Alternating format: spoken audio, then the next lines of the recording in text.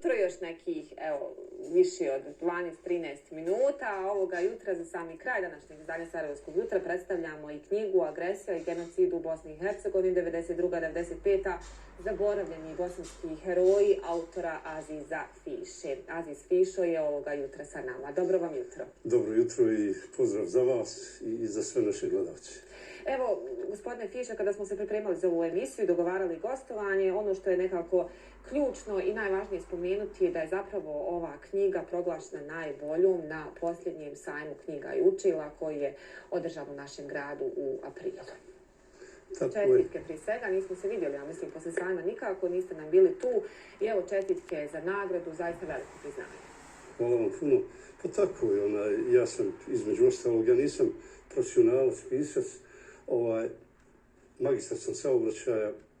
Mislim da sam istaknuta ličnost iz agresije koja je bila na Bosnu i Hercegovinu i uglavnom napisao sam između ostalog 6 knjiga koje govore o agresiji, logorima smrti, masovnih grobnicama, silovanju, genocidu.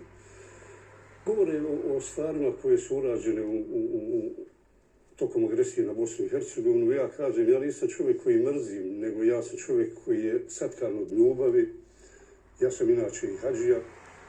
Ja nisam takav čovjek da mrzim, ali čovjek sam koji živi za istinu, a kroz istinu želim da dođem do pravde. Upravo iz tih razloga napisao sam, kažem, tih 6 knjiga, a jedna od tih 6 knjiga sa ratnom tematikom je knjiga Agresija i genocid u BiH 92-95. Zaboravljeni bosanski heroji, koja je na posljednjem međunarodnom, internacionalnom sajmu u Sarajevu, koji je održan u Sarajevu od 20. do 25. aprila ove godine, proglašena za najboljom knjigom sajma. Pa nije ni čudo, ja sam sebi nekad postavim pitanje zašto, kako.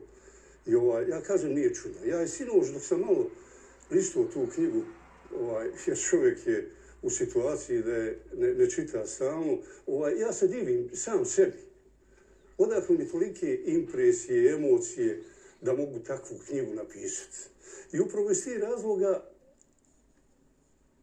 dobrote, ljepote, veličine te knjige i nagrade koju sam dobio, kaže čovjek dolazi negdje da gostuje iz razloga da ima povod i da ima cilj. Odnosno, šta je cilj? Povod je ova nagrada, a moj krajnji cilj u svemu ovome, možda malo i čudno zvuči, ja sam već pokrenuo te aktivnosti, aplikacija za Nobelovu nagradu.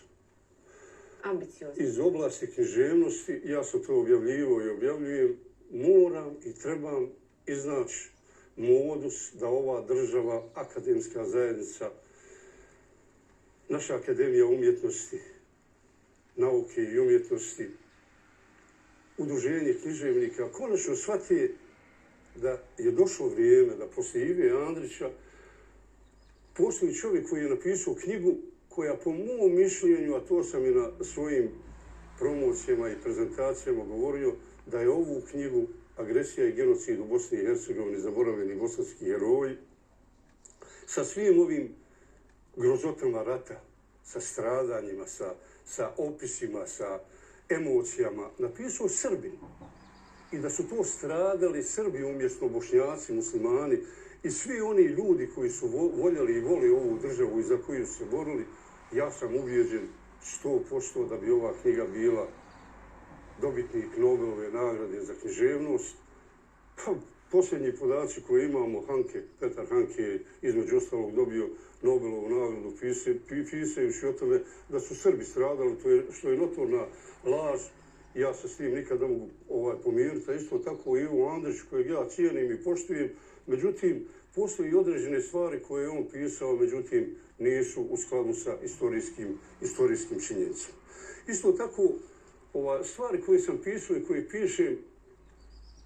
One se, gospodine Fiša, sve tiču uglavnom ratne tematike, sve te vaše knjige? Ne, 2 knjige, 6 knjiga su ratne tematike. Ja sam napisao koje su knjige, da ne ponavljam, sve knjige su izuzetne. To znači izuzetne. Sa ovom knjigom sam aplicirao na posljednjem sajmu, ovog međunarodnom sajmu. Idući sajam, kad bude aplicirat ću sa drugom knjigom koja je isto izdata, Agresija i genocid u Bosni i Hercegovini 92-95. pad ili izdaja Hadžića i Bosne i Hercegovine. Ja mislim i ubijeđen sam 100% da ću i za tu knjigu dobiti izuzetnu nagradu. Pored ovih 6 knjiga napisao sam knjigu Život Vakifa i donatora. To je jedna knjiga koja govori o ljudima koji su dobrog srca, čiste duše, da ništa nije čovječije ono što ima, nego je ono što da. I upravo iz tih razloga sam napisao knjigu da bi ljudi jednostavno shvatili da ništa na onaj svijet ko vjeruje u ahiret ili zagrobni život neće ponijeti sa sobom, nego sve će ostati, a idu sa njim samo dobra djela, knjige, njegova djeca, da li je dobro odgajao i u tom smislu. I još jedna knjiga, Kako sam pobjedio rak. Ja sam i prilikom gostovanja na ovoj vašoj ili našoj televiziji pričao o tome. Ja sam 13.11.2018. godine operisao rak debelog crijeva. Preživio sam to, nisam išao na kemoterapiju, iako su bile preporučene i bile propisane. 3,5 godine je prošlo, ja se osjećam vrlo dobro, evo možete vidjeti. Jako sam dobro i posle te operacije ja sam smogao toliko snage da napišem 8 knjiga. Od tih 8 knjiga ja sam malo, da kažem, ponosan na sve to, a isto tako sam malo razočaran u odnos države i vlasti. Pogotovo ljudi koji su u lokalnim zajednicama ili u opštinama, načelnici koji nemaju sluha, koji nemaju osjećaja da ovu populaciju, ove ljude koji se bave ovom tematikom, treba pomoći, treba otkupiti knjige. Ja kažem, ja nikad nisam tražio da mi neko nešto da, nego da kupi moje knjige. Ja se jedino mogu zahvaliti Ministarstvu za boračka pitanja.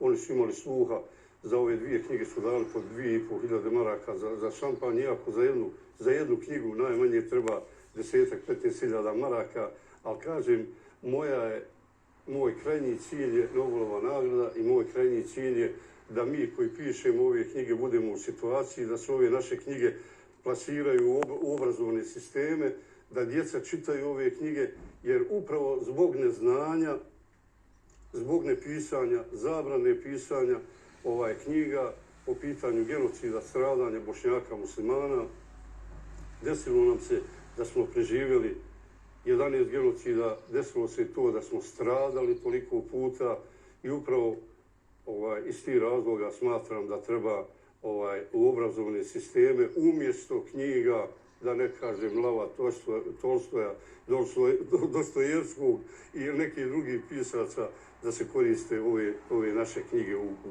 obrazovnom sistemu. Gospodine Fiša, pretpostavljam da su i nove knjige u pripremi, evo za sami kraj, možemo očekivati uskoro neku promociju. Pa ja prvo očekujem da ove knjige, kao što rekao, plasiram, zamolio bi institucije, kao što rekao, da razmisli o tome, da otkupe knjige. Na 32 adrese sam uputio, nema odgovora, ili kad dođe odgovor, kaže nemamo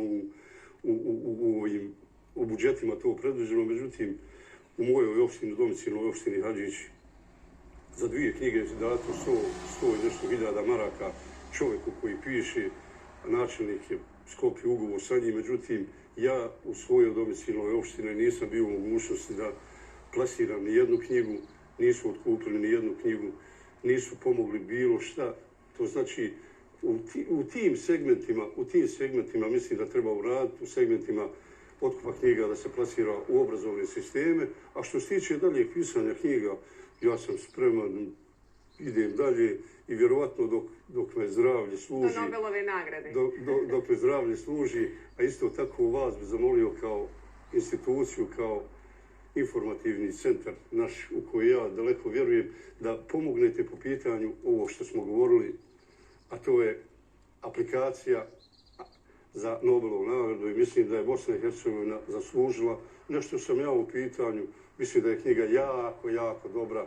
Knjiga je izuzetna, koje pročita uvijek dobijam pozitivne kritike, oduševljeni su ljudi, a iste te druge knjige su istog i sličnog sadržaja, pisane sa emocijama čovjeka koji je bio patriota, učestvovao u odbrani ove države, učestvovao u spašavanju države i naroda od nestanka Ja se nadam, ako Bog da će ti ljudi koji vladaju i te institucije imati sluha i da pomognu po pitanju realizacije ovog o čemu sam pričao. Da, nadam se da će tako biti, da ćete ostvariti svoje snove. Gospodine Fišo, vama hvala što ste bili naš gost.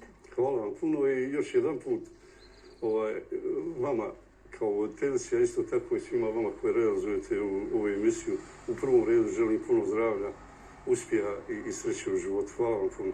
Hvala i vama. Naravno, obostrano je Aziz Fišo, autor knjige Agresija i genocid u Bosni i Hercegovini, 92-95.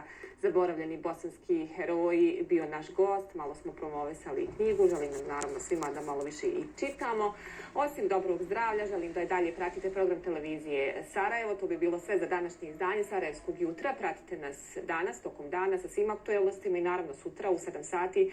Pozdravit će vas moja kolegica Dženana Hadžihafizbegović. Hvala vam na poklonjenom povjerenju i do gledanja.